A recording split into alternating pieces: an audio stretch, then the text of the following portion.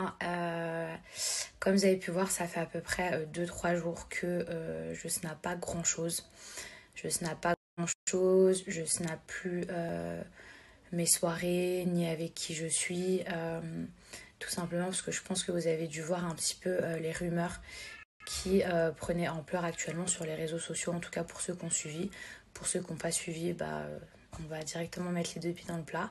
En fait, moi, si je prends pas la parole, c'est pas parce que les gens ils ont raison, c'est tout simplement parce que moi je connais la vérité, les personnes concernées aussi, et du coup je me dis mais pourquoi prendre la peine ou perdre mon temps à essayer d'expliquer des choses, vous voyez ce que je veux dire. Et d'un autre côté, il y a des gens qui me disent mais Mila, genre t'es un personnage public, en gros, genre quand on t'attaque sur ceci ou sur cela, genre t'es obligé de répondre.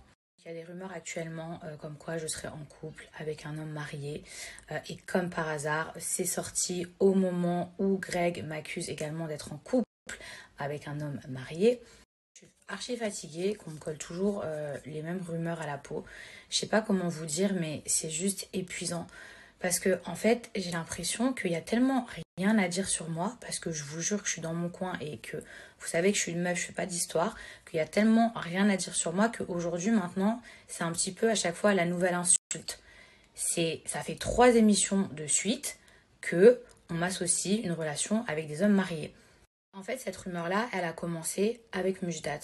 Donc, faut savoir que quand moi, je me suis mise en couple avec Mujdat, je ne savais rien de sa vie, je ne savais rien de sa situation. D'accord. Faut savoir que je suis tombée de 150 étages et je pense que vous en souvenez sur les réseaux sociaux. Que moi, à l'époque, quand j'ai appris pour Mujdat, je vous jure que j'aurais mis même ma main à couper dans le sens où j'étais tout le temps avec lui, j'avais toujours son téléphone, je vivais avec lui, c'est-à-dire que à la limite qu'on m'aurait rapporté une histoire de tromperie, de coucherie, je dis pas peut-être, mais qu'il y ait une femme avec qui il était marié, pour moi c'était inconcevable parce que quel genre de femme pouvait accepter que son mari s'endort tous les soirs, n'est jamais là, genre, ou alors le mec vivait sur Mars quoi. Bon, bref, ça, c'est pas la question. Et en fait, j'ai l'impression qu'aujourd'hui, à cause de cette histoire avec Mujdat, j'ai l'impression que, en fait, ça va me poursuivre. C'est-à-dire que maintenant, c'est devenu un peu l'insulte classique pour essayer de me rabaisser. C'est-à-dire qu'il y a tellement, et franchement, c'est sans prétention aucune, il y a tellement rien à dire, plus rien en tout cas à dire sur moi, que maintenant, il faut qu'on aille m'inventer des rumeurs sales à mon sujet.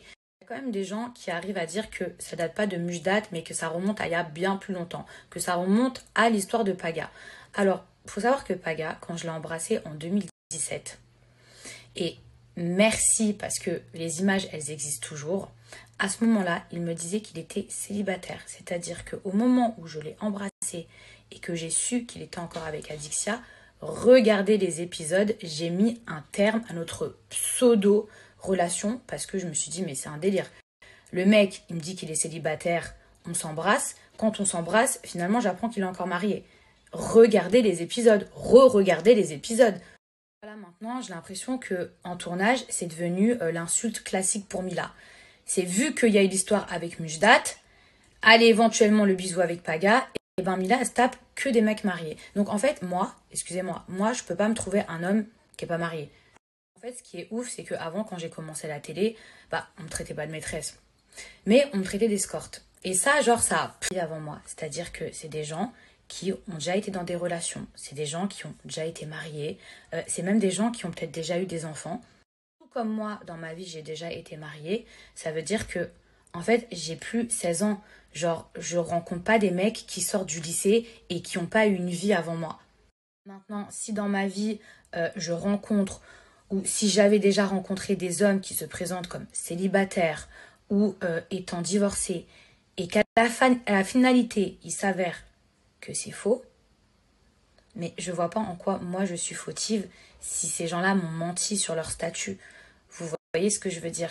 Si par exemple la personne se présente en me disant «Salut Mila, je suis mariée», là c'est une autre histoire. Ça c'est une autre histoire. Mais «Salut Mila, je suis célibataire», moi je suis désolée, mais je suis pas enquêtrice dans la police pour aller vérifier si la personne, ce qu'elle me dit, c'est vrai ou c'est faux.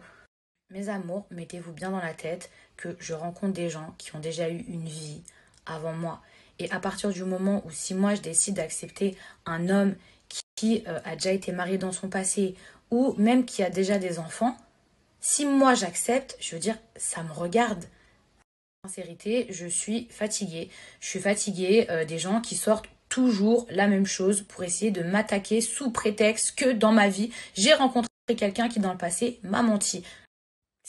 Mais je m'adresse pas là à ma communauté, hein. Je m'adresse même à certains candidats. Franchement, c'est quoi? Je suis tellement parfaite que genre, il y a rien d'autre à dire sur moi. Genre, je comprends, parce que c'est l'impression qu'on me donne. Parce que sinon, pourquoi toujours me ressortir la même chose? Avant, c'était une vie d'escorte qu'on m'inventait. Avant, c'était me tacler sur mon passé parce que j'ai été danseuse et que maintenant on se dit, bon, bah, c'est bon, ça fait des années, on change de disque, ça, Mila l'a trop entendu, donc on va plus lui dire. Après, c'était aussi sur mon blaze qu'on essaie de me tacler alors que, wesh, en quoi c'est un tacle, mon blaze? J'ai l'impression que les gens, quand je m'embrouille avec eux, ils ont tellement pas d'arguments qu'ils sont obligés d'aller chercher des trucs qu'ils ont peut-être pu voir sur Twitter. Ou vous voyez ce que je veux dire, genre.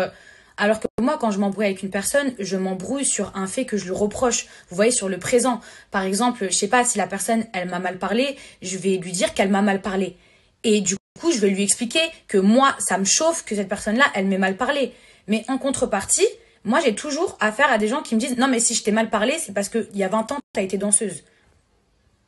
Et un exemple hyper concret. Comme le dernier épisode Objectif Reste du Monde avec Greg, d'accord? À la base, Greg, il arrive ici, dans l'aventure, plein d'ambition. Il veut reconquérir Mélanie. Ok, pas de problème, pas de souci. Au final, on apprend donc par Laura qu'il faisait des déclarations à une autre personne à l'extérieur. Au final, quand il se sent pris la main dans le sac, il se rabat sur Giuseppa. Il y a un moment donné où nous, en fait, on lui dit genre stop, parce que là, t'es en train de faire n'importe quoi. Au lieu de se dire ouais, j'avoue, je suis en train de m'enfoncer, ou ils ont peut-être raison, ou je devrais me faire tout petit, ou je devrais pas aller sur je sais pas, mais au contraire essayer de rattraper le coup avec Mélanie, ou lâcher l'affaire avec Mélanie. Non, le mec m'attaque sur des choses qui sont sans rapport.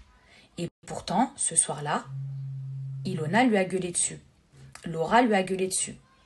Mais Greg, il a ni répondu à Ilona, ni à Laura. Seulement à moi.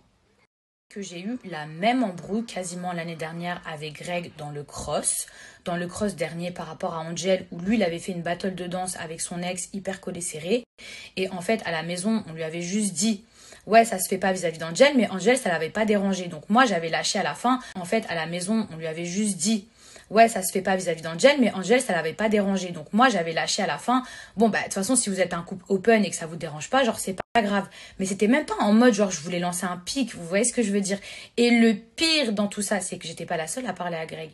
C'est-à-dire que il y avait aussi Marine et une autre personne qui lui disaient que ça se faisait pas. Et le mec, quand je lui ai dit, bah, genre, si vous êtes open et qu'en vrai ça dérange personne, bah, finalement, il y a personne qui a son mot à dire vu que ça regarde que vous et qu'en fait, vous, ça vous dérange pas. Et à ce moment-là, je me rappelle qu'il avait rétorqué toi, tu veux parler d'open, ferme ta gueule, nanani, nanana, ta vie avec Mujdat et ton passé de stripteaseuse. Et c'est pour ça que j'avais vrillé et que j'avais pété un câble et que je lui avais envoyé un verre. C'est tout un tas de trucs que je réalise à chaque fois que je vais en tournage. Et avant, quand j'étais à Miami et que je calculais très très peu de personnes, c'est-à-dire à part Manon, Laura, Nico, etc., ma vie, elle était trop bien. Mon erreur, c'est d'avoir donné l'heure à des gens moins chers. Vous voyez, des gens moins chers. Des gens que dans ma vie de tous les jours, jamais de la France, ils seraient dans mon cercle d'amis. Aujourd'hui, croyez-moi que j'ai ouvert les yeux sur beaucoup de gens. Je n'ai peur de personne. J'en ai rien à foutre de lui, il a une team, l'autre, il a une team, moi, j'ai une team. Et je me suis déjà retrouvée dans une maison avec tout le monde à dos. Il n'y a rien qui me fait peur, sachez-le. L'expression que j'ai pas inventée, hein, qui dit quand on traite trop bien un âne, il finit par se prendre pour un cheval. Il y a des gens aujourd'hui, ils se prennent pour des étalons alors que ce sont des moutons éclatés au sol. Des gens qui me regardaient dans leur télé, qui étaient fans de moi et croyez-moi que là, ma sortie, où j'ai cogité, où j'ai kiffé mes vacances, croyez-moi que ça m'a remis les idées en place. Je vous jure qu'il y a des gens qui prennent trop votre gentillesse pour de la faiblesse, je vous jure. Et quand des fois vous aimez bien des gens, vous les traitez avec un certain respect. Vous voyez, donc il y a des trucs que vous voulez pas dire pour pas les froisser. Mais la réalité, c'est la même. C'est-à-dire que à un moment donné, un torchon, on aura beau le laver, ça restera un torchon, ça ne deviendra jamais une serviette.